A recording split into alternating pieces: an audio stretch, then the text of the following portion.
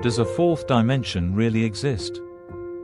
In physics, a dimension is defined as an extension in space or as something occupying space. We only know of three dimensions: height, width and depth. These are real things that have a spatial existence. For example, the width of a shelf is a real thing that fully exists and that fully occupies space.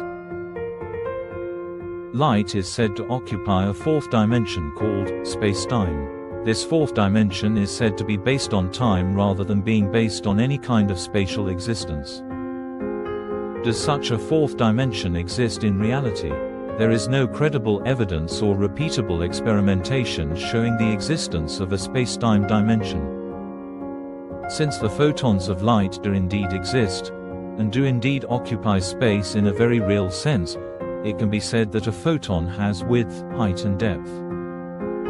The three-dimensional space occupied by a photon is simply the space that is taken up by the electromagnetism of a photon at any given moment. When there is talk of abstract topologies that describe other dimensions, it is nothing more than sophistry and semantics. In other words, a given topology may be given a name such as calling it a fourth dimension, fifth dimension or multi-dimensions. But this does not make it real in the sense of occupying space outside the familiar three dimensions we are all familiar with. Indeed, talk of other dimensions in science is meaningless and fruitless. This is not a philosophical or scientific viewpoint. It is simply a rational fact. Unfortunately, the search for evidence of extra dimensions remains an active area of theoretical physics, primarily within string theory. This indirectly holds back developments in more worthwhile topics in particle physics.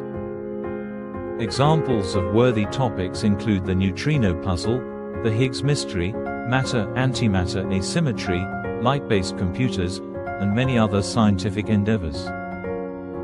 The universe only has three dimensions, and there are no other spatial dimensions at all. Don't be taken in by fancy graphics and pseudoscience talk of extra dimensions. See here for more information.